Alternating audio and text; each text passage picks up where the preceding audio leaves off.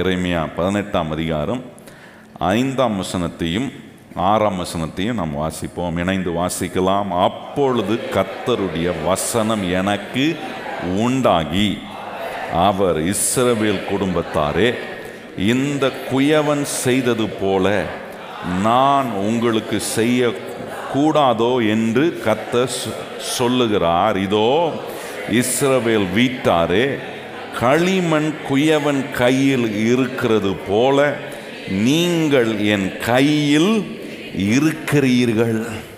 ஆண்டவர் இன்றைக்கு நமக்கு சொல்ற ஒரு ஆசீர்வாதமான நல்ல வார்த்தை அப்படின்னா, ஆண்டவர் சொல்றாரு, நீ என் கையில் இருக்கிறாய். சொல்லுங்க, வாயை திறந்து. நம்ம யார் கையில் இருக்கிறோம்? வேடனின் கையில் அல்ல, பொல்லாப்பு செய்கிறவனுடைய கையில் இல்லை, தீமையை நமக்கு செய்யணும்னு நினைக்கிற சத்துருவின் கையில் இல்லை, ஆனால் நம்மளை உருவாக்குகிற ஆண்டவருடைய கரத்தில் இருக்கிறேன். கர்த்தருடைய கரம் எப்படிப்பட்ட கரம் என்பதை குறித்து வேதம் பல இடங்களில் பல வித்தியாசமான விதங்களில் சொல்லியிருக்கிறத நம்ம பார்க்குறோம். பராக்கிரமம் உள்ள கரம், நீதியை செய்கிற கரம், உதவி செய்கிற கரம், பல விதங்களில் ஆண்டவருடைய கரத்தை நாம் வேதத்தில் சொல்லுகிறதை நாம் பார்த்துருக்கிறோம். ஆனால் இன்றைக்கு ஆண்டவர் நமக்கு என்ன காட்டுறாருன்னா, என் கரத்தில் வல்லமை இருக்கா இல்லையான்னு நீ டெஸ்ட் பண்ண வேண்டியதில்லை. ஆண்டவருடைய கரம் வல்லமையான கரம். எத்தனை பேர் கரம் உயர்த்தி சொல்றீங்க? கர்த்தருடைய கரம் எப்படிப்பட்ட கரம்? அங்கே யாத்ராகமத்தில் வாசிக்கிறோம், கர்த்தருடைய கரம் எப்படி இருந்துச்சுன்னா, சத்துருக்களை சிதறடிக்க பண்ணுகிற கரமாக இருந்துச்சா. ஆண்டவருடைய கரத்தில் எல்லா சக்தியும் இருக்கு. ஆனால் நம்ம கவனிக்க வேண்டிய ஒன்று என்னன்னா, ஆண்டவர் இன்னைக்கு சொல்றாரு, அப்படிப்பட்ட சக்தி உள்ள, சகலத்தையும் செய்ய சர்வ வல்லமை உள்ள அவருடைய கரத்தில் நீங்களும் நானும் இருக்கிறோம் என்று வேதம் சொல்லு. எத்தனை பேர் விசுவாசிக்கிறீங்க? எவ்வளோ பெரிய ஆசீர்வாதம் பாருங்க. இன்னைக்கு இதை இப்படி நம்ம சிந்திக்கணும்.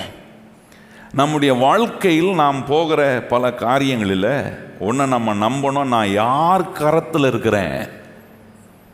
அதை இப்படி கூட சொல்லலாம், நான் யாருடைய ஷேடோக்குள்ளே இருக்கிறேன், யாருடைய அரவணைப்புக்குள்ளே நான் இருக்கிறேன். இதெல்லாம் நம்ம சிந்தித்து கவனிக்க வேண்டியது ரொம்ப முக்கியமான காரியம். நிறைய நேரம் நம்முடைய வாழ்க்கை அவருடைய கரத்தில் இருக்க நாம் இடம் கொடுக்காமல் போகும்போது, அவர் ஒரு குயவனாய் அவருடைய கரத்தின் வல்லமையை நம்முடைய வாழ்க்கையில் விளங்க செய்யக்கூடாதபடிக்கு, நான் என்னை களிமனாய் நான் ஒப்பு கொடுக்காமல் போகாததினாலே அவருடைய கரத்தினுடைய அந்த ஸ்பெஷாலிட்டியை நம்முடைய வாழ்க்கையில் பல விதங்களில் அனுபவிக்க முடியாமல் போய்விடுகிறோம். அதுதான் இங்கே ஆண்டவர் எரேமியாவுக்கு சொல்றாரு, அவனுக்கு வசனம் உண்டாகி, நான் நம்புகிறேன் இந்த காலைவில் நமக்கும் இந்த வசனத்தை கர்த்தர் நமக்கு உண்டாக பண்ணி, இன்னைக்கு கர்த்தர் சொல்றாரு, நீ என் கரத்தில் இருக்கிறாய். கையை உயர்த்தி சொல்லுங்க, நான் யாருடைய கரத்தில் இருக்கிறேன்? எத்தனை பேர் நினைக்கிறீங்க இது நல்ல கரமா? இந்த கரம் உங்களை உயர்த்துமா? இந்த கரம் உங்கள் தேவைகள்லாம் சந்திக்குமா? நிச்சயமா எல்லாவற்றையும் செய்யக்கூடிய ஆசீர்வாதமான தேவனுடைய கரம். அப்போ அவருடைய கரத்தில் இருக்கிற ஒரு பாத்திரமாய், ஒரு குயவன் வணையக்கூடிய ஒரு களிமண்ணாய், நான் அவருடைய கரத்தில் இருக்கக்கூடிய ஒரு பாத்திரமாக இருப்பேனா? என்ன விதமான ஆசீர்வாதங்கள் எல்லாம் நம்முடைய வாழ்க்கையில் உண்டாகும் என்பதை தான் இன்னைக்கு நான் சொல்ல விரும்புகிறேன். ஆனால் அதுக்கு முன்பாக, நம்முடைய வாழ்க்கை ஒரு பாத்திரமாய் அவருடைய கரத்தில் இருக்க, எப்படிப்பட்ட பாத்திரத்தை ஆண்டவர் தம்முடைய கரத்தில் ஏந்துகிறார், எப்படிப்பட்ட பாத்திரத்தை தேவன் ஆசீர்வதிக்கிறார். பாத்திரம் என்று சொல்லும்போது அது உங்களையும் என்னையும் குறிக்கிறது. நீங்களும் நானும் தான் அந்த வெசல். இங்கே ஆண்டவர் சொல்றார், அந்த பாத்திரத்தை ஆண்டவர் அவருடைய கையை வைக்கிறாரா, அந்த கையில் அந்த பாத்திரத்தை பிடிச்சிருக்கிறாரா. வேதம் பல இடங்களில் எப்படி தேவனுடைய கரத்தை குறித்து சொல்லியிருக்கிறதோ, அதுபோல பாத்திரங்களை குறித்தும் வேதத்தில் பல இடங்களில் சொல்லப்பட்டிருக்கு. அதை ஒரு சில காரியங்களை காண்பித்து அந்த இடத்திலிருந்து நாம் எப்படிப்பட்ட பாத்திரமாக இருக்க வேண்டும் என்று கர்த்தர் விரும்புகிறார் என்பதை அறிந்து நாம் செயல்பட கர்த்தர் நமக்கு உதவி செய்வார். 2 தீமோத்தேயு 2ஆம் அதிகாரம் பவுல் தீமோத்தேயுக்கு சொல்றார் எப்படிப்பட்ட பாத்திரமாய் இருக்க வேண்டும் என்பதை இந்த தீமோத்தி ஒவ்வொரு நாளும் தெரிந்து கொள்ளணும். நல்லா கவனிங்க. இன்னைக்கு ஆண்டவர் நமக்கு சொல்ற காரியம் இதுதான். ஆண்டவருடைய கரத்தில் எப்படிப்பட்ட பாத்திரமா நான் இருக்க போறேன் அப்படின்ற சாய்ஸ் நம்ம கிட்ட தான் இருக்கு. ஏன்னா பல வகையான பாத்திரங்கள் உண்டு. இங்கே பவுல் தீமோத்திக்கு சொல்லும் போது 2 காரியத்தை பொருள்படுத்துறார். என்ன பொருள்படுத்துறார்? ஒரு வீட்டுக்குள் இருக்கும் பொருள், இன்னொன்று தேவனுடைய வீட்டுக்குள் இருக்கும் பொருள். 2 காரியத்தை கொஞ்சம் நம்ம சிந்திக்கணும், கவனிக்கணும். அங்கே பாருங்க 20ஆம் வசனத்திலிருந்து நம்ம வாசிப்போமா? 20ஆம் வசனம் 2 தீமோத்தேயு 2ஆம் அதிகாரம் 20ஆம் வசனத்திலிருந்து சில வசனங்களை வாசிப்போம். ஒரு பெரிய வீட்டிலே பொன்னும் வெள்ளியுமான பாத்திரங்களும் அல்லாமல் மரமும் மண்பாண்டங்களும் உண்டு. அவைகளில் சிலர் கனத்துக்கும் சிலர் கனவீனத்துக்கும் ஆனவைகள். ஆகையால் ஒருவன் இவைகளை விட்டு தன்னை சுத்திகரித்து கொண்டால் அவன் பரிசுத்தமாக்கப்பட்டதும் எஜமானுக்கு உபயோகமானதும் எந்த நற்கிரியையும் ஆயத்தமாக்கப்பட்டதுமான கனத்துக்குரிய பாத்திரமாய் இருப்பான். அன்றியும் பாலியத்துக்கு உரிய இச்சைகளுக்கு நீ விலகி ஓடி சுத்த இருதயத்தோடு கர்த்தரை தொழுது கொள்கிறவர்கள் உடனே நீதியையும் விசுவாசத்தையும் அன்பையும் சமாதானத்தையும் அடையும்படி நாடு. இங்கே பலவிதமான பாத்திரங்களை குறித்து இங்கே சொல்லும்போது ஒரு வீட்டில் கனத்துக்குரிய பாத்திரமும் இருக்குது, வெள்ளி பாத்திரம் இருக்குது, தங்க பாத்திரம் இருக்குது, மர பாத்திரம் இருக்குது, மண்ணினால் செய்யப்பட்ட பாத்திரமும் இருக்குது. அது வீட்டில் இப்படிப்பட்ட பாத்திரங்கள் இருக்குன்றது நமக்கு தெரியும். அது ஒவ்வொருத்தருடைய வீட்டு வசதி, ஒவ்வொருத்தருடைய நிலைக்கு ஏற்றது போல பல வித்தியாசமான பாத்திரங்கள் வீட்டில் உண்டு.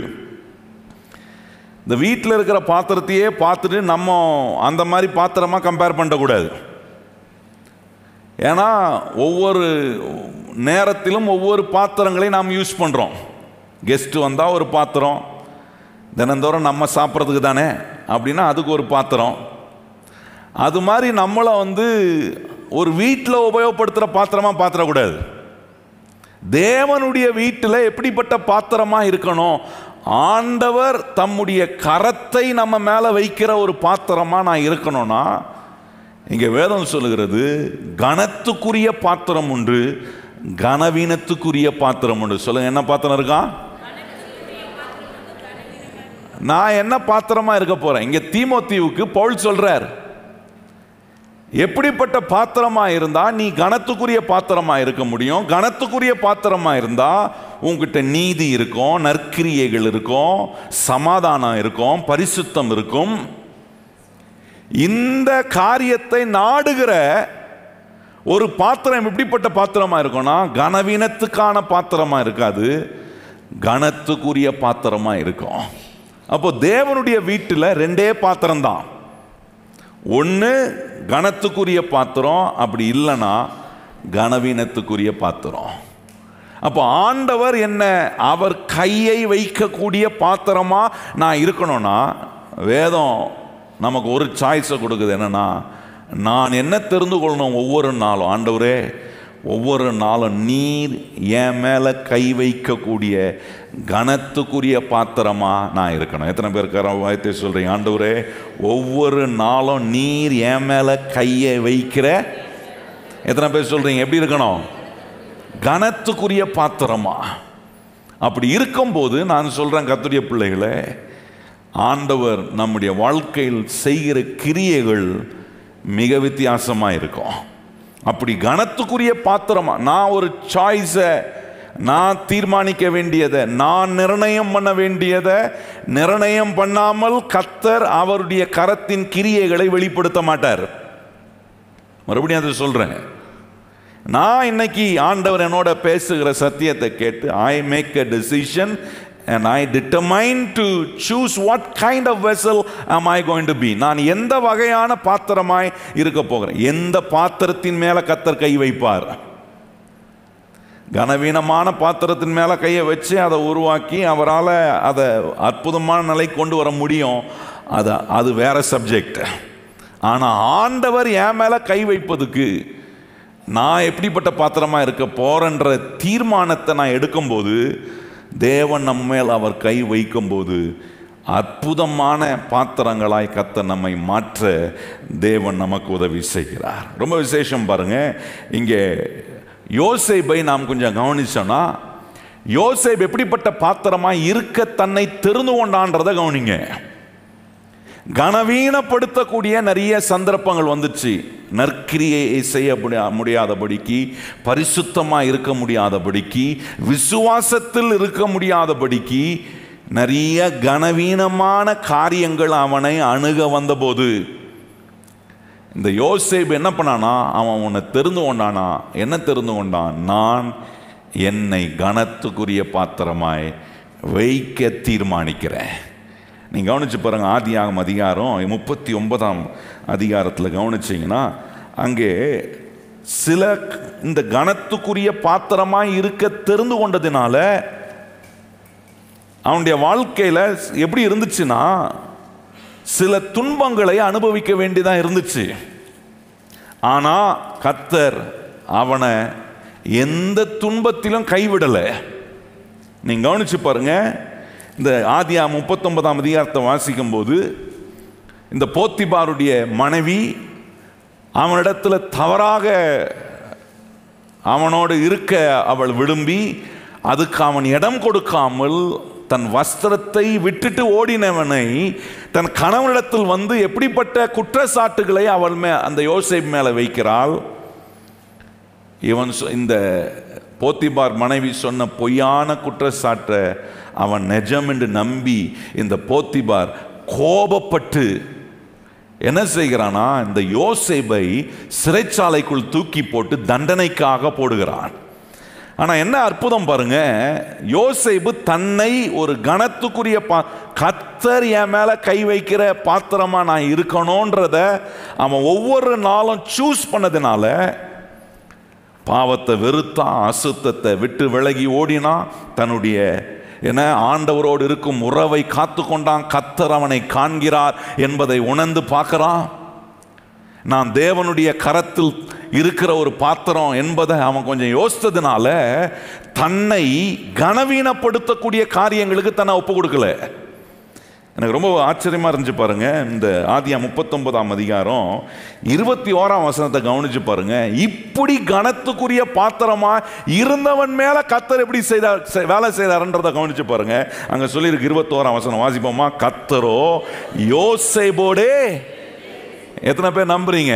கர்த்தருக்கு நாம் கனத்துக்குரிய பாத்திரமா இருக்கணும்னு சூஸ் பண்ணிட்டோம்னா,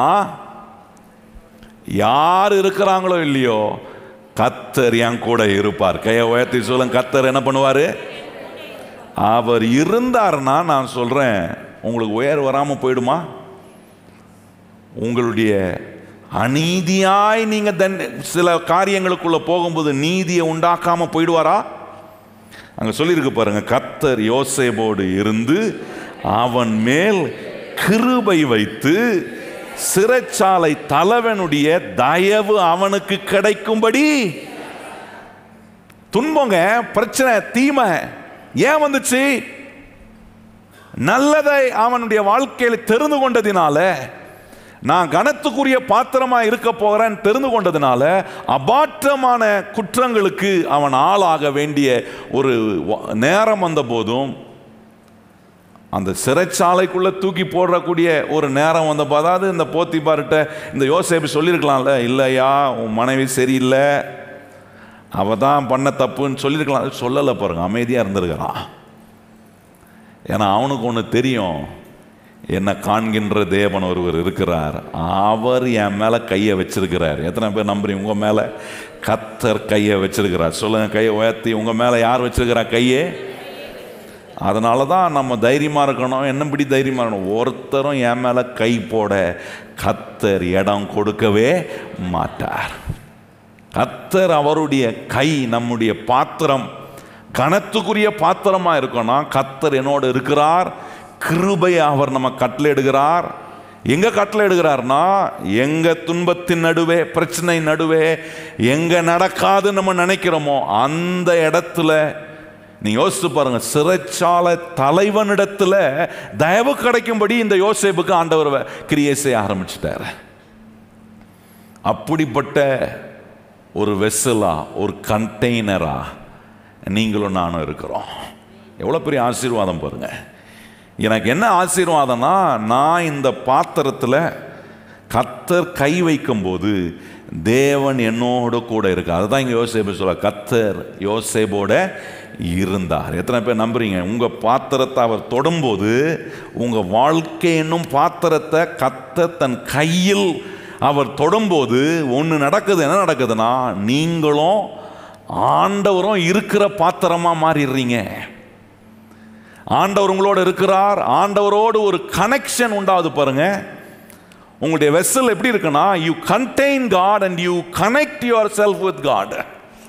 உங்களுடைய பாத்திரத்தை ஆண்டவர் தங்கும் பாத்திரமா மாத்துறாரு, அவரோடு தொடர்புள்ள ஒரு பாத்திரமா மாத்துறாரு. அதனால தான் ஆண்டவர் நம்மோடு கூட இருக்கிற ஒரு அனுபவம் எப்படி இருக்குன்னா, அப்படி ஒரு அந்த உடும்பு பிடின்றாங்க பாருங்க, அது மாதிரி கர்த்தர் இந்த கனத்துக்குரிய பாத்திரமா இருக்க நான் தெரிந்து கொண்ட உடனே ஆண்டவர் என்ன அப்படி ஒரு உடும்பு பிடி மாதிரி அவர் பிடிச்சிருக்கிறார்.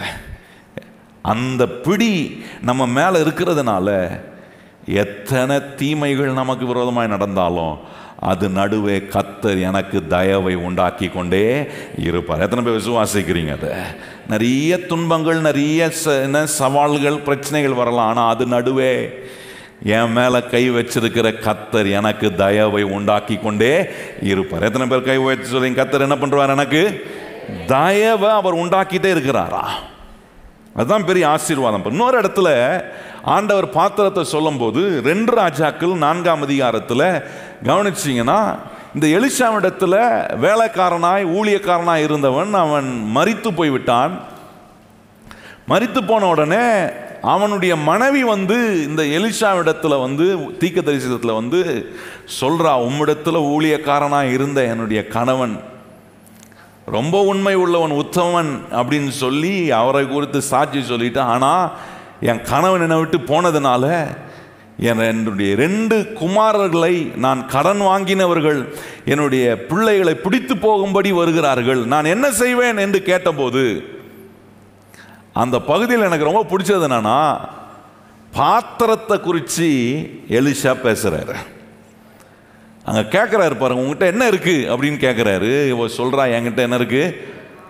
கொஞ்சம் எண்ணெய் இருக்கு. அப்போ எலியா சொல்றாரு, போ உன் வீட்டில் இருக்கிற எல்லா காலி பாத்திரத்திலையும் அந்த எண்ணெயை ஊத்து, உனக்கு பாத்திரம் வேணும்னா பக்கத்தில் இருக்கிற எல்லார்கிட்டையும் வாங்கிக்கொள். அப்ப கவனிச்சு பாருங்க, நான் ஒரு கனத்துக்குரிய பாத்திரமாய் மாறும்போது ஆண்டவர் நான் நினைத்து பார்க்க முடியாத அற்புதத்தை இந்த பாத்திரத்துக்காக செய்ய அவர் தகுதி உள்ளவராய் இருக்கிறார் என்பதை யோசிக்கணும். இந்த இடத்துல 7 முறை அந்த 1ஆம் வசனத்திலிருந்து 7ஆம் வசனம் வரைக்கும் வாசித்து பாருங்க. இந்த பாத்திரம் அப்படின்றத 7 முறை சொல்லப்பட்டிருக்கு. ஏன் 7 முறை சொல்லப்பட்டிருக்குன்னா, சும்மா படித்து பார்த்ததில் அந்த எண்ணிக்கை அப்படி இருக்கு. ஆனால் அங்கே என்ன நம்ம கவனிக்கிறோம், அந்த பாத்திரத்தை ஆண்டவர் நிரப்புவதில் கவனமாக இருந்தார்.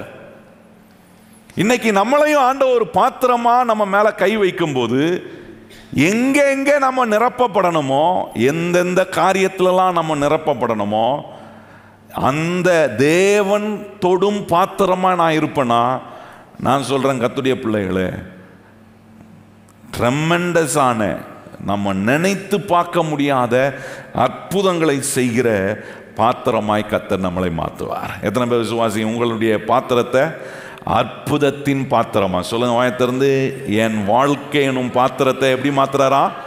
அற்புதத்தின் பாத்திரம். காலியான பாத்திரம்லாம் என்ன நிரம்பிச்சா? ஹலோ, எலிஷா சொன்னது போல இவ போய் என்ன பண்ணாலாம்? ஏன்னா எல்லா அக்கம் பக்கத்தில் இருக்கிற அந்த ஊரில் இருக்கிற எல்லா பாத்திரத்தையும் வாங்கியிருப்பான்னு நினைக்கிறேன். அந்த ஊரே பெரிய பஞ்சத்தில் இருக்கு. ஊரில் இருக்கிற எல்லா வீட்லையும் போய் பாத்திரம் கொடுங்கன்னு வாங்கியிருப்பா. ஒவ்வொருத்தன் பார்த்துருப்பான், என்ன இதுக்கு தான் கிறுக்கு பிடிச்சிச்சா? காலி பாத்திரத்தை வாங்கிட்டு போகுது. நாடே காலியாக இருக்கு, ஒன்றும் வரப்போறது இல்லை, ஒன்றும் இல்லை, என்னத்தை பெருசாக பண்ண போகுது இந்த விதவை அப்படின்னு அற்பமாய் பார்த்தவர்கள் நடுவே அந்த பாத்திரத்தை கர்த்தர் அற்புதமாய் அங்கே மாற்றுகிறார். நான் கேட்குறேன், தான் வீட்டில் இருந்த பாத்திரத்தில் எண்ணெய் ஊற்றிருப்பா, நிரம்பியிருக்கும். பக்கத்து வீட்டில் வாங்கின பாத்திரத்துலையும் ஊற்றிருப்பா, என்ன நிரம்பியிருக்கும். இந்த விஷயம் நான் கேட்குறேன், ஒரு பக்கத்து வீட்டிலேருந்து ஒருத்தங்க பாத்திரம் கொடுத்துருக்கான்னு வச்சுங்க, அவங்க பாத்திரம் நிரம்பிச்சுன்னா அந்த பக்கத்து வீட்டுக்காரங்க அவங்க பக்கத்து வீட்டுக்காரங்களுக்கு சொல்ல மாட்டாங்களா? யோசித்து பாருங்க. என்கிட்ட வாங்கிட்டு போச்சு இது பாத்திரம், என் பாத்திரம் நிரம்பிச்சு, அடுத்தது உன் பாத்திரம். எல்லா பாத்திரமும் வாயத்திறந்து என்ன சொல்லியிருக்கோம்? நிரம்புது. யோசித்து பாருங்க, இதெல்லாம் சாத்தியமா? இது ஆகுமா? நான் சொல்றேன், ஆண்டவர் நம்மளை கனத்துக்குரிய பாத்திரமாய் இருக்கக்கூடிய தீர்மானத்தை நான் எடுக்கும்போது, நான் சொல்றேன், அந்த பாத்திரத்தின் மேல கர்த்தர் கையை வைக்கிறார். அவர் வைக்கும்போது எவ்வளோ காலியா இருந்தாலும் நிரப்புகிற கர்த்தருடைய வல்லமை அதை பாத்திரத்தை நிரப்பும். என்ன நிரம்பிச்சான் பாருங்க. எது வரைக்கும் நிரம்பிச்சான்? வாசிருக்கீங்களா? எது வரைக்கும் நிரம்பிச்சான்? இன்னும் பாத்திரம் இருக்கா அப்படின்னு, பாத்திரம் இல்லை அப்படின்னு சொன்ன உடனே என்ன பண்ணிச்சான்? எண்ணெய்க்குறம் தெரிது பாருங்களேன். சில விளக்கெண்ணெய்களுக்கு தான் தெரிய மாட்டுது, ஆனா எண்ணெய்க்கு தெரியுது. பாத்திரம் இருந்தா என்ன ஆயிடும்? நிரம்பிரும். யோசிச்சு பாருங்க, இன்னைக்கு அப்படிப்பட்ட தேவனுக்கு கொடுக்கிற பாத்திரமா, தேவனை கனப்படுத்துகிற பாத்திரமா, தேவன் என்னை தொடுகிற பாத்திரமா, நான் என்ன அவருக்கு முன்பாக வைக்க, நான் ஆண்டவருடைய நாமத்தின் மகிமைக்காக ஒரு பிரயாசம் எடுக்கணும். ஆண்டவரே, நீ தொடுகிற கனத்துக்குரிய பாத்திரமா இருக்கணும் ஆண்டவரே அப்படின்னா, நான் சொல்றேன், ஒவ்வொரு நாளும் உங்க பாத்திரம் நிரம்பும். அன்னைக்கு அந்த சகோதரிக்கு என்ன அந்த பாத்திரத்தில் நிரம்பணும்? ஏன்னா அது அவளுடைய வாழ்வாதாரத்துக்கு வைக்கப்பட்ட ஒரு கருவி, ஒரு வலன். இன்னைக்கு உங்க பாத்திரத்தில் உங்க வாழ்வாதாரத்துக்கு என்ன நிரம்பணுமோ அதை கர்த்தரால நிரப்ப முடியும். எத்தனை பேர் விசுவாசிக்கிறீங்க? எத்தனை பேர் கையை உயர்த்தி சொல்றீங்க? உங்க வாழ்வாதாரத்துக்கு சொல்லுங்க, கையை உயர்த்தி. என் வாழ்வாதாரத்துக்கு என்ன வேணுமோ அதை நிரப்ப கர்த்தர் எப்படிப்பட்டவர்? வல்லவர். ஆனா நான் என்ன செய்யணும்னா, ஆண்டவரே, கனத்துக்குரிய பாத்திரமா, உங்க வீட்டில் நான் கனத்துக்குரிய பாத்திரமா, உங்க பார்வையில் நான் கனத்துக்குரிய பாத்திரமா, நீங்க நான் எங்க போனாலும் என்னை தொடுற பாத்திரமா. சர்ச்சைக்கு வரும்போது மாத்திரம் கனத்துக்குரிய பாத்திரம் இல்லை, எங்க போனாலும் நான் கர்த்தரின் கரத்தில் இருக்கிற பாத்திரமாய் இருக்கிறேன். கையை உயர்த்தி சொல்லுங்க, நான் யாருடைய கரத்தில் இருக்கிறேன்? நிறைய பேர் இடிக்கலாம், நிறைய பேர் நம்மளை ஒடுக்க பார்க்கலாம். ஆனால் இந்த பாத்திரம் ஒடுங்கி போகவே போகாது. ஏன்னா இந்த பாத்திரத்தை அற்புதத்தின் பாத்திரமாய் கர்த்தர் என்ன பண்றாரு? நிரப்புகிறார்.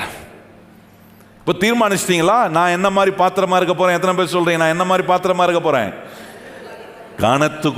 கனத்துக்குரிய பாத்திரமா நான் இருப்பேன்னா, கர்த்தர் அவர் கையை என் மேலே வைக்கிறார். அவர் வைக்கும்போது நடக்கும் சில ஆசீர்வாதங்களை மாத்திரம் நான் சொல்லி நான் முடிக்க விரும்புகிறேன் பாருங்க. முதலாவது ஆசீர்வாதம், நான் கனத்துக்குரிய பாத்திரமா தேவன் என் மேலே தன்னுடைய கையை வைத்திருக்கிறார் என்கிறது எனக்கு தெரியும் போது நான் எப்படிப்பட்டவனா மாறிடுறேன்னா, பேசுறதுக்கு முன்னாடி யோசிக்கிறவனா மாறிடுவேன். பக்கத்தில் பார்த்து சொல்லுங்க, பேசுறதுக்கு முன்னாடி என்ன சொல்றாங்க? நிறைய பேர் தெரியாம யோசிக்காம பேசிட்டங்க அப்படின்னு சொல்றாங்க. ஆனா கனத்துக்குரிய பாத்திரத்தின் மேல கர்த்தர் கை வைக்கும் போது உண்டாகிற முதல் ஆசீர்வாதம் என்ன தெரியுமா? எப்போ எதை பேசணுமோ அதை கரெக்டாக பேசுவேன். ஏன் கரெக்டாக பேசுகிற ஒரு நிலையில் என்ன வைக்கிறாருன்னா, அந்த ஆசீர்வாதத்தை கொடுக்குறாருன்னா, ஆண்டவர் சொல்கிறாரு, யோசிக்காமல் பேசுகிற புத்தீனனாய் நான் இராதபடி. யாக்கோபு 1ஆம் அதிகாரம் பாருங்க, அங்கே சொல்கிறார் பாருங்க எப்படி நம்ம பேசணும். அங்கே ரொம்ப அருமையாக சொல்கிறாரு. அது அங்கே ஒரு வார்த்தை வேற மாதிரி இருந்தாலும் அதை கொஞ்சம் எடுத்து உங்களுக்கு சொல்கிறேன் பாருங்க. யாக்கோபு 1:19 பாருங்க, ஆகையால் எனக்கு பிரியமான சகோதரரே, யாவரும் கேட்கிறதற்கு தீவிரமாயும் பேசுகிறதுக்கு பொறுமையாயும் கோபித்துக்கிறதுக்கு நல்ல கவனிங்க. எப்படி இருக்கணுமா? அங்க சொல்றாரு கேட்கறதுக்கு எப்படி இருக்கணுமா? ஹலோ, கேட்கறதுக்கு எப்படி இருக்கணுமா? கேட்கறதுல பேக்கா இருக்கக்கூடாது. கேட்கறதுல எப்படி இருக்கணுமா? அங்க சொல்லியிருக்கு தீவிரமாயும் பேசுகிறதுக்கு. அதுதானே இருக்க மாட்டுது. ஆங்கிலத்தில் எப்படி வந்திருக்குன்னா ஸ்லோ டு ஸ்பீக். இந்த ஸ்லோ டு ஸ்பீக்னா பேசுறதுல பொறுமை அப்படின்ன உடனே, ஸ்லோ டு ஸ்பீக்னு வால்யூமை குறைச்சி பேசுறது இல்லை. குசு குசுன்னு பேசினாலும் யோசித்து தான் பேசணும். சும்மா கண்டபடி பேசிட்டு இந்த லொட மாதிரி லொடன்னு எல்லாத்தையும் லொடன்னு ஆட்டி, ஏன்னா வாயில் எல்லாத்தையும் ஆட்டுனா பாத்திரம் எண்ணெய்னால நிரம்பாது, என் வாழ்வாதாரத்துக்கு வேண்டியதுனால நிரம்பாது, அங்கங்கே பொத்தல் போடுற பாத்திரமாக மாறிடுவேன். எனக்கு நானே குத்திக்கிறேன். எப்படி? பேசுறதுக்கு முன்னாடி, பேசுறது யோசிக்கிறதுக்கு முன்பாக பேசுகிறதுனால உண்டாகிற விளைவுகள். அன்னைக்கு பாருங்க, ஒரு குடும்பம் கிட்ட பேசிட்டு இருந்தோம் பாருங்க. அவங்க நடந்த அவங்களுடைய சம்பவத்தை சொல்லும்போது சொல்றாங்க, நிறைய நேரம் இவர் யோசிக்காம பேசிடுவார் பாஸ்டர். என்னன்னு யோசிக்காம பேசிடுவாராம். சில நேரம் கோபம் வந்தா என்ன சொல்றாருன்னு அவருக்கு தெரியாது. ஒரு முறை என்ன முண்டம்னு சொல்லிட்டாரு, சரியான முண்டமா இருக்கிறியே அப்படின்ட்டாரு. எல்லாரும் முன்னாடி எனக்கு ஒரு மாதிரி ஆயிடுச்சு அப்படின்னாரு.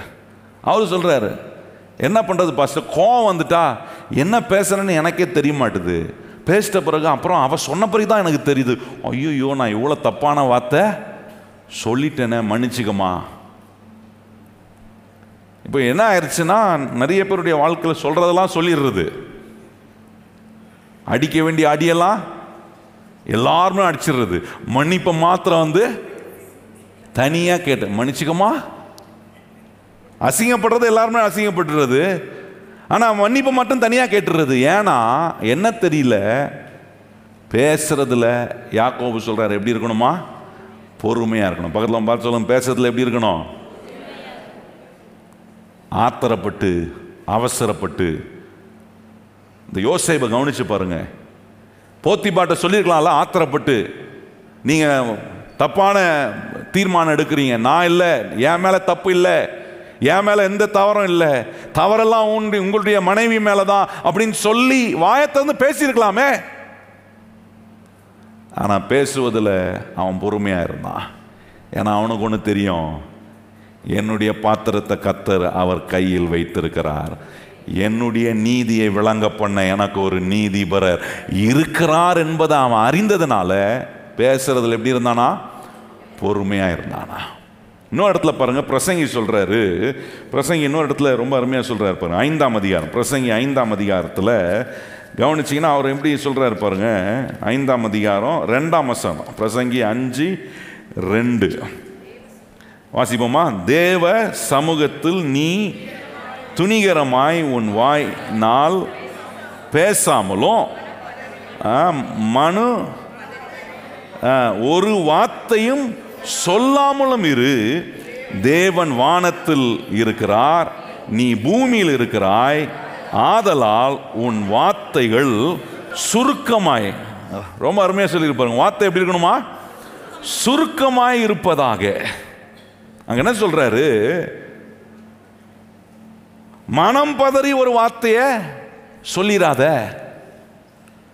கொஞ்சம் யோசித்து பேசும்போது எதை பேசணுமோ அதை பேசுவேன், எதை பேசக்கூடாதோ அதை பேசாதபடிக்கு. இது யாருக்கு சொல்லிட்டு இருக்கிறார் கர்த்தர்?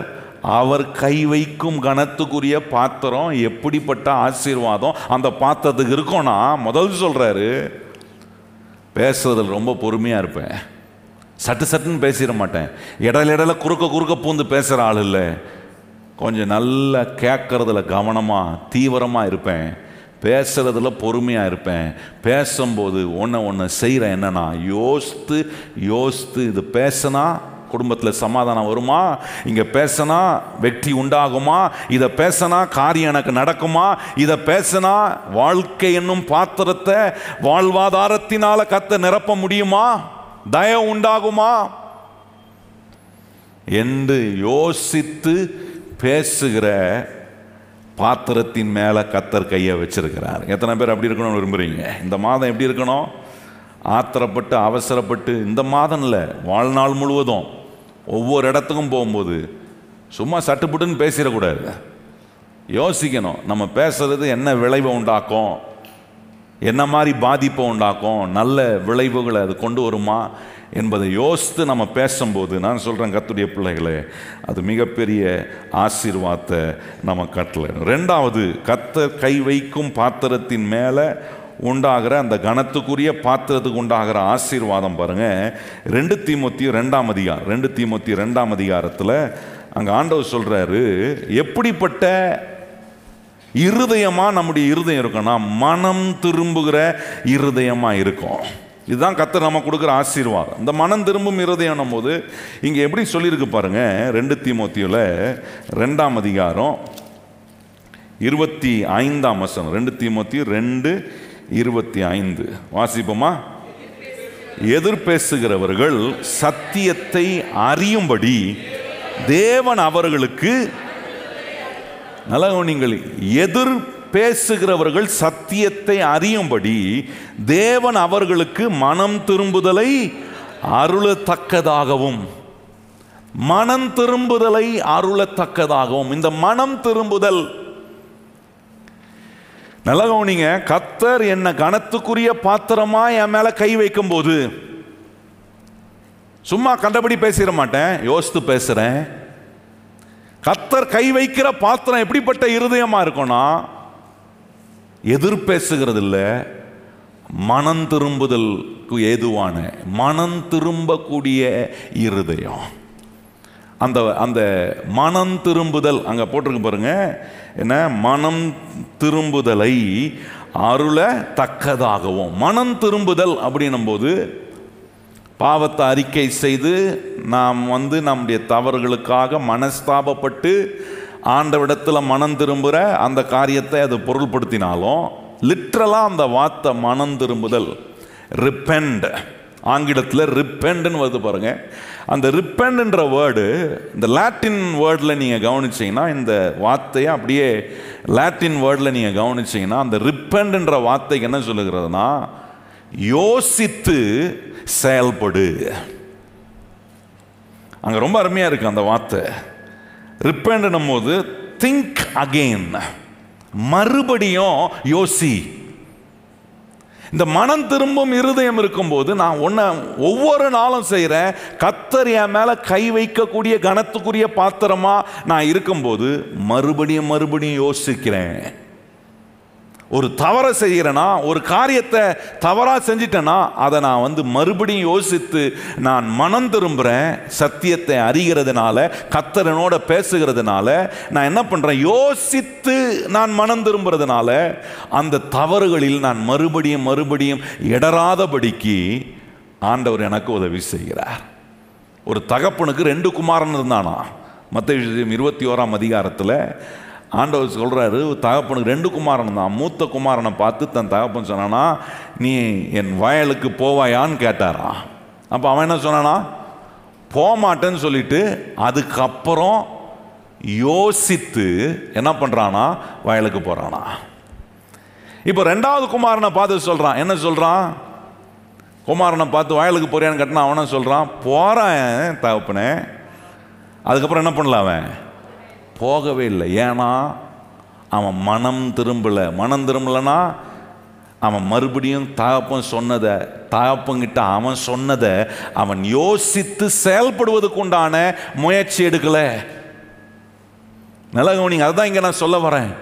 கனத்துக்குரிய பாத்திரமா இருந்தா கர்த்தர் என்ன அவர் கை வச்சிருக்கிறாரு, என்ன கனத்துக்குரிய பாத்திரமா இருக்க நான் தெரிந்து கொண்டிருக்கிறேன். அதனால மறுபடியும் யோசிக்கிறேன். ஒவ்வொரு நாளும் வேலைக்கு போகும்போது, ஒரு சூழ்நிலைக்குள்ள இருக்கும்போது, ஒரு தேவைக்குள்ள இருக்கும்போது மறுபடியும் யோசிக்கிறேன். எதன் அடிப்படையில்?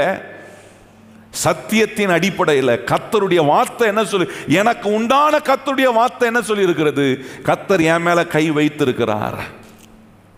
இதெல்லாம் மறுபடியும் யோசித்து, சின்ன பிள்ளைங்க பாருங்க தவறு செய்வாங்க.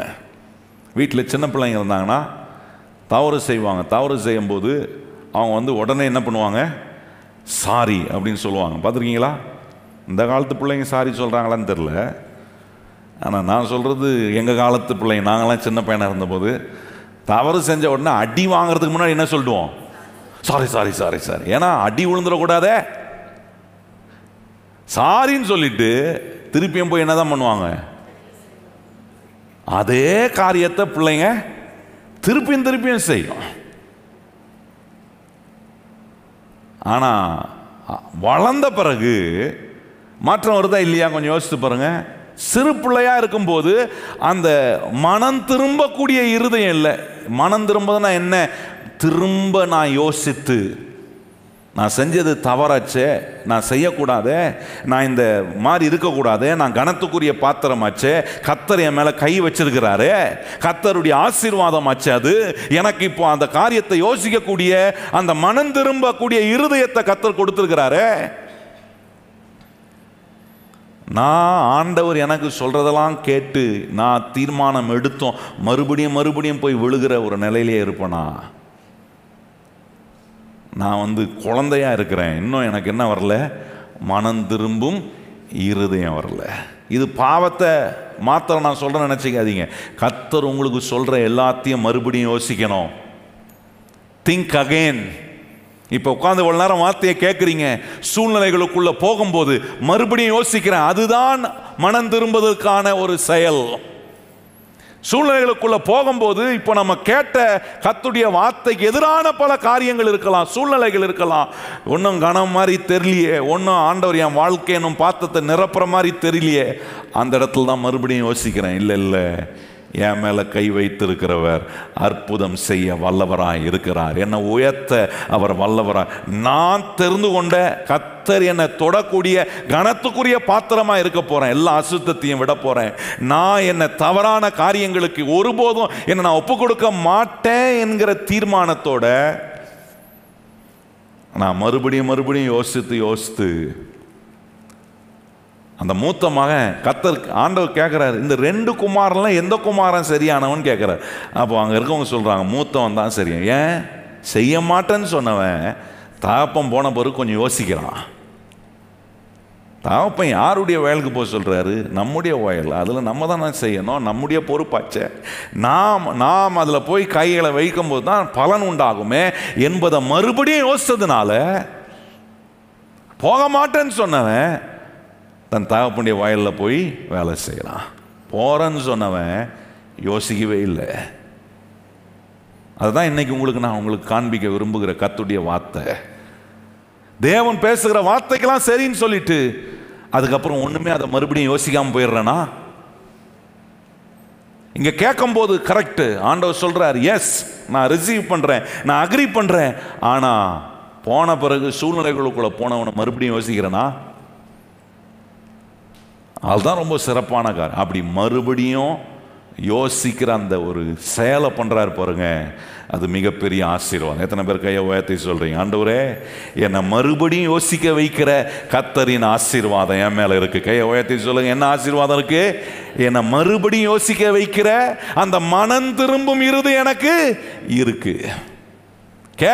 கேட்டதோடு இல்லாம கேட்டதை போய் மறுபடியும் நான் யோசிக்கிறேன் பாருங்க, அதுதான் ஆண்டவர் எனக்கு மனம் திரும்பும் இருதயத்தை கர்த்தர் கொடுக்கிறார். மூன்றாவது ஆண்டவர் கொடுக்கும் ஆசீர்வாதம், இந்த கனத்துக்குரிய பாத்திரமா நான் இருக்கும்போது கர்த்தர் என் மேல கொடுக்கிற ஆசீர்வாதம் என்ன?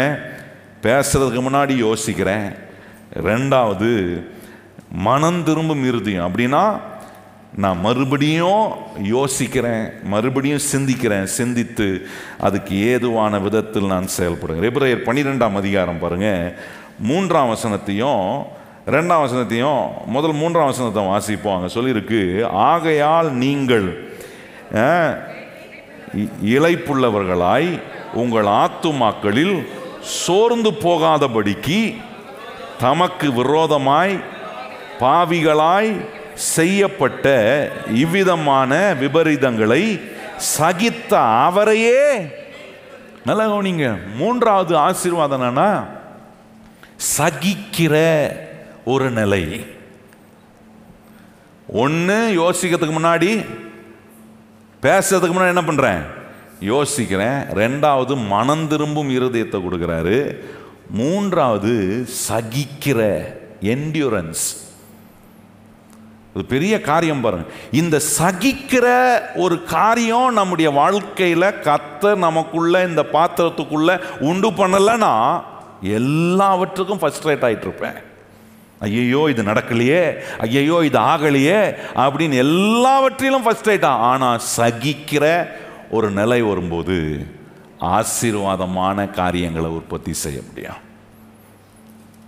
when you don't endure your situation with a purpose, ஒரு நோக்கத்தோட ஒரு காரியத்தை சகிக்கிற ஒரு நிலை நம்மகிட்ட இல்லைன்னா, நான் சொல்றேன், நிச்சயமா பதட்டங்களும் வெறுமைகளும் பதறுகிற ஒரு நிலை. இயேசுநாதரை குறித்து சொல்லப்படுகிறது, எல்லாத்தையும் அவர் பொறுமையோடு சகித்தார்.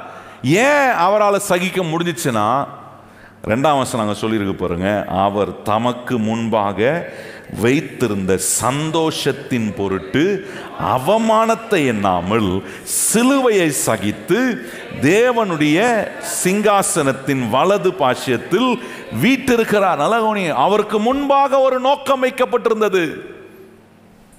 3ஆம் வசனத்தை ஏன் முதல் வாசித்து காண்பித்தேன்? எப்படி அவர் ஏன் அந்த சகிக்கக்கூடிய ஒரு நிலை அவருக்கு இருந்துச்சுன்னா, ஒரு நோக்கம் இருந்துச்சு. நல்ல கவனிங்க கர்த்தருடைய பிள்ளை, நம்முடைய வாழ்க்கையில ஆண்டவர் நம்மளை ஏன் கடத்துக்குரிய பாத்திரமா அவர் நம்ம மேல கை வைக்கிறார்னா ஒரு நோக்கம் இருக்கு. அந்த நோக்கத்தை நான் என் வாழ்க்கையில நிறைவேற்றும் போதுதான் ஆசீர்வாதம் வரும். அந்த நோக்கம் நிறைவேற சில காரியங்களை சகிக்க வேண்டிய, என்டியோர் பண்ண வேண்டிய ஒரு டைம் ஆண்டவர் நமக்கு வச்சிருக்கும் போது அதை ஓவர் ரூல் பண்ணக்கூடாது.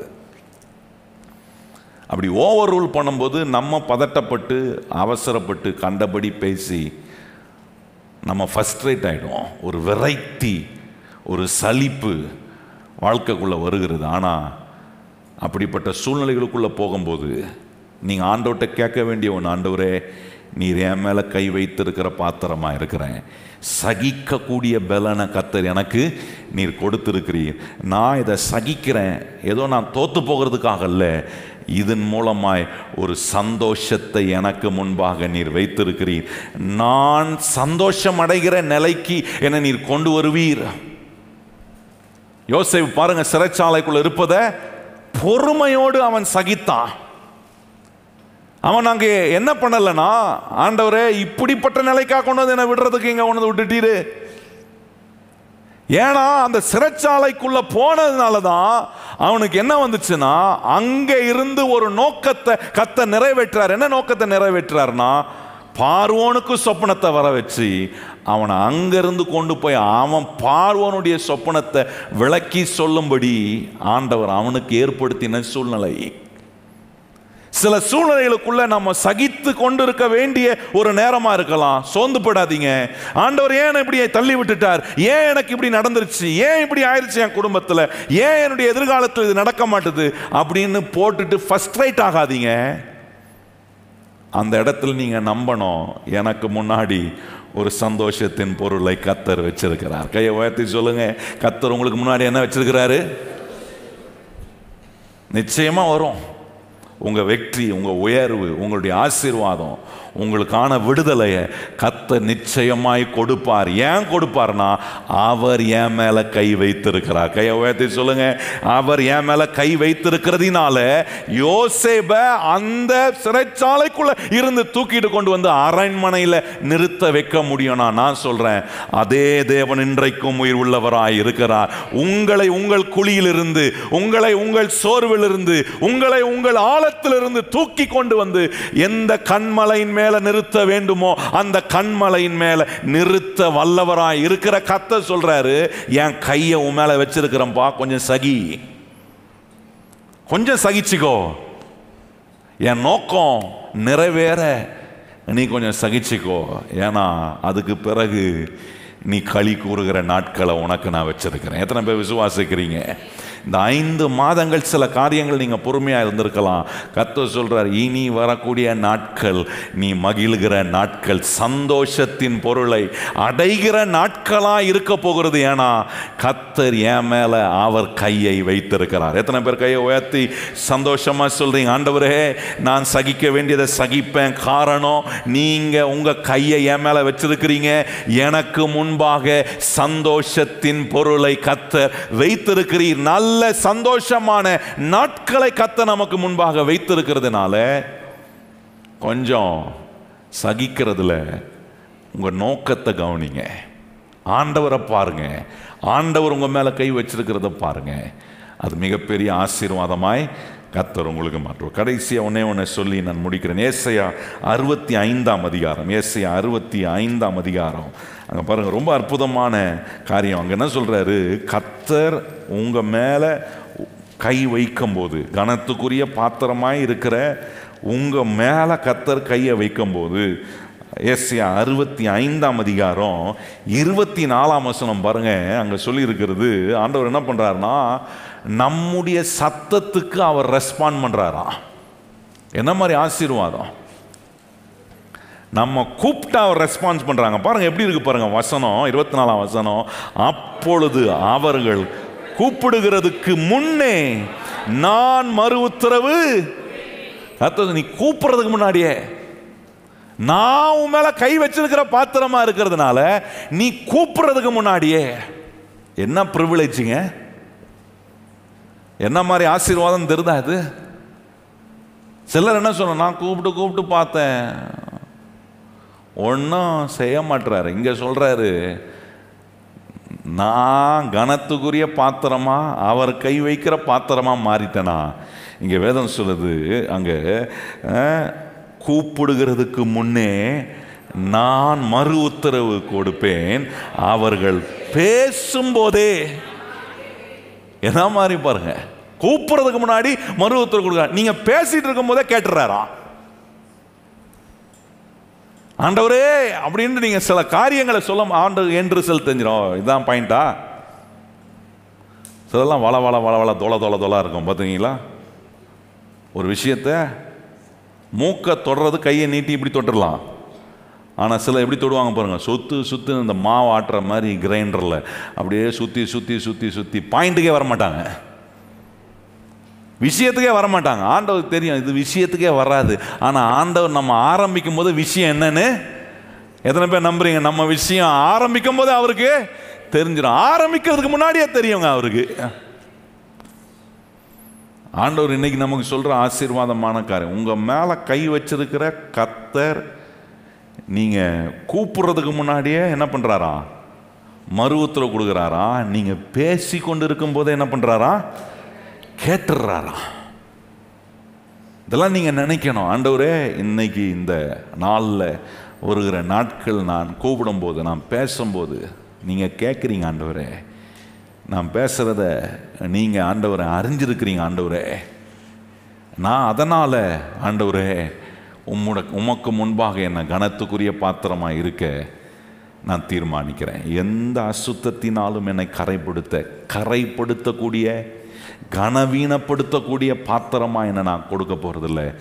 பவுலுக்கு தீமோத்தி சொன்னது போல ஒவ்வொரு நாளும் சூஸ் பண்ணு, எப்படிப்பட்ட பாத்திரமா இருக்க போற. கனத்துக்குரிய பாத்திரமும் இருக்கு, கனவீனத்துக்குரிய பாத்திரமும். ஒரு வீட்டில் நிறைய பாத்திரங்கள் இருக்கலாம், ஆனால் தேவனுடைய வீட்டில் கனத்துக்குரிய பாத்திரமா இருக்க நீ தீர்மானி. ஒவ்வொரு நாளும் பல சவால்கள் நடுவே நம்ம ஒன்று சூஸ் பண்ணணும். இல்ல ஆண்டவரே, I want to remain as an honorable vessel. நான் கனத்துக்குரிய பாத்திரமா நான் உமக்கு முன்பாக என்னை நான் நிறுத்த விரும்புகிறேன். அப்படின்னா நான் சொல்கிறேன், கர்த்தருடைய பிள்ளைகளே, கை உங்கள் பாத்திரத்தின் மேலே கர்த்தருடைய கை இருக்குது. அந்த கரம் உங்களுக்கு எல்லா ஆசீர்வாதத்தையும் கர்த்தர் நிச்சயமாய் கட்டளையிடுவார். அந்த ஆசீர்வாதம் இருக்கும்போது 4 காரியங்களை சொல்லியிருக்கிறேன். பேசுறதுக்கு முன்னாடி யோசிப்பேன். மனம் திரும்பும் இருதயம் இருக்கும், சகிக்கிற ஒரு நிலை இருக்கும். கர்த்தர் என் சத்தத்துக்கு எப்போவுமே ரெஸ்பாண்ட் பண்ணுறவரா. அவர் நான் கூப்பிடுறதுக்கு முன்னாடி என்ன பண்ணுறாரு? செவி கொடுக்க. நான் பேசி கொண்டு இருக்கும்போதே கேட்டுறாரு, விஷயத்தை புரிஞ்சுக்கிறாரு. இப்படிப்பட்ட ஆசீர்வாதமான பாத்திரமா என்ன கர்த்தர் ஆசீர்வதிச்சிருக்கிறாருன்னு தெரியும் போது நிச்சயமா ஆண்டவர் என்னை கனத்துக்குரிய பாத்திரமாய் என்னை எல்லா இடத்திலும் அநேகருக்கு முன்பாக காட்ட கர்த்தர் வல்லவராய் இருக்கிறார். எத்தனை பேர் விசுவாசிக்கிறீங்க? எத்தனை பேர் தீர்மானிக்கிறீங்க, நான் இப்படிப்பட்ட கனத்துக்குரிய பாத்திரமாய் இருக்க விரும்புகிறேன்? கர்த்தர் என் மேலே கை வைத்திருக்கிறார். கையை உயர்த்தி சொல்லுங்க. எல்லா கர்த்தருடைய பிள்ளைகளும் அப்படியே எழும்பி நின்று சொல்லுவோம், கர்த்தர் என் மேலே அவர் கரத்தை வைத்திருக்கிறார். அல்லேலூயா. நீங்கள் என் கையில் இருக்கிறீர்கள். சொல்லுங்கள், ஆண்டவரே நான் உம்முடைய கையில் இருக்கிறேன். சொல்லுங்க வாயை திறந்து, இயேசுவே நான் உம்முடைய கையில் இருக்கிறேன். சொல்லுங்க கொஞ்ச நேரம் வாயை திறந்து, ஆண்டவரே என்ன உங்க கையில் நீங்க வச்சிருக்கிறதுக்காக ஸ்தோத்திரம். என்னை இறக்கி விடலை, என்னை தூக்கி போடலை. சொல்லுங்க, ஆண்டவரே என்னை தூக்கி போடலை. ஆண்டவரே நான் கனத்துக்குரிய கனவீனமான பாத்திரம்னு என்னை தூக்கி போடலை. என்ன நீங்க உங்க கையில வைத்திருக்கிறீங்க ஆண்டவரே. சொல்லுங்க, ஆண்டவரே என்ன நீங்க உங்க கையில வச்சிருக்கிறீங்க. உங்க கையில இருக்கிறதுனால நான் அழகாக்கப்படுறேன். உங்க கையில இருக்கிறதுனால நான் உருவாக்கப்படுறேன். உங்க கையில இருக்கிறதுனால பேசுறதுக்கு முன்னாடி யோசிக்கிறேன். உங்க கையில இருக்கிறதுனால எனக்கு மனம் திரும்பும் இருதயம் இருக்கு. உங்க கையில இருக்கிறதுனால நான் எல்லாவற்றையும் சகிக்கிறேன். உங்க கையில இருக்கிறதுனால நீங்க எனக்கு செவி கொடுக்கிறீங்க ஆண்டவரே. இதெல்லாம் நீர் எனக்கு கொடுத்த ஆசீர்வாதம். நாங்கள் உங்க கையில் இருக்கிற பாத்திரமா. அநேகர் அதை காண இப்படி ஆண்டவருடைய கையில் இருக்கிற பாத்திரமா இருப்போனா, யோவான் 10ஆம் அதிகாரம் 28ஆம் வசனம் சொல்லுகிறது. ஆண்டவர் சொல்றார், ஒருவனும் உன்னை என் கையில் இருந்து பறித்து கொள்ளவே முடியாது. எத்தனை பேர் கரம் உயர்த்தி ஆண்டவர் நமக்கு இன்னைக்கு சொல்ற, உன்னை ஒருவனும் ஒரு சக்தியும் ஒரு பொல்லாப்பும் ஒரு தீமையும் அவருடைய கையில் இருந்து நம்மை பறித்து கொள்ளவே முடியாது. இந்த மாதம் அதை நீங்க கவனிப்பீங்க. வரும் நாட்கள் உங்களுக்கு எப்படி இருக்கும்னா, கர்த்தர் உங்களை கனப்படுத்துகிற நிலைகளை நீங்க பார்ப்பீங்க. எத்தனை பேர் விசுவாசிக்கிறீங்க? ஆண்டவரே என்னை கனப்படுத்த உம்மால முடியும். எத்தனை பேர் கையை உயர்த்தி சொல்றீங்க, ஆண்டவரே கனம் உம்மாலே வருகிறது, உயர்வு உம்மாலே வருகிறது, ஆசீர்வாதம் உம்மாலே வருகிறது, பலன் உம்மாலே எனக்கு வருகிறது, எல்லாம் என் இயேசு எனக்கு கொடுக்கிறது. இந்த இயேசு என்னை உம்முடைய கையில் நீர் வைத்திருக்கிறதுக்காக கரம் தட்டி இந்த காலையில் ஆண்டவருக்கு நன்றி சொல்லுங்கள். நன்றி, நன்றி இயேசுவே. நன்றி அப்பா, நன்றி அப்பா, நன்றி அப்பா. நாங்கள் உங்க கையில் இருக்கிற பாத்திரமா எங்களை ஒவ்வொரு நாளும் அப்படிப்பட்ட கனத்துக்குரிய நிலையில எங்களை உமக்கு முன்பாக நாங்கள் கொண்டு வர அந்த அறிவையும் அந்த வெளிச்சத்தை நீர் எங்களுக்கு கொடுத்திருக்கிறதுக்காக ஸ்தோத்திரம். தொடர்ந்து இந்த மாதம் முழுவதும் கர்த்தர் எங்க மேல நீர் கை வைத்திருக்கிறீர் என்பதை எங்களுக்கு தெரியும் ஆண்டவரே. ஆனா இனி வரும் நாட்களில நாங்க போகிற இடத்துலலாம் கர்த்தர் எங்க மேல கை வச்சிருக்கிறீர் என்பதை விளங்க பண்ணுகிற நாட்கள். எத்தனை பேர் விசுவாசிக்கிறீங்க? நம்முடைய இந்திய தேசத்துல கிறிஸ்தவர்கள் மேல கர்த்தர் கை வைத்திருக்கிறார். எத்தனை பேர் விசுவாசிக்கிறீர்கள்?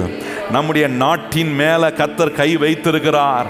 இந்த நாட்டில் வாழ்கிற ஒவ்வொரு நபர் மேலையும் கர்த்தர் கை வைத்திருக்கிறார் என்பதை விளங்க பண்ணுகிற ஒரு மாதமாய் ஆண்டவர் ஆசீர்வதிப்பார்.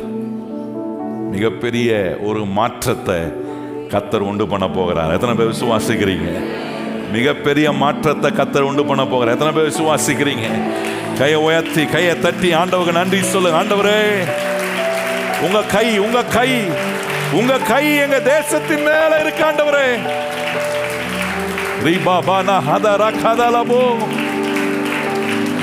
Thank you Jesus. நன்றி அப்பா, நன்றி அப்பா. தொடர்ந்து நீர் எங்களை நடத்து. இயேசுவின் நாமத்தில் பிதாவே.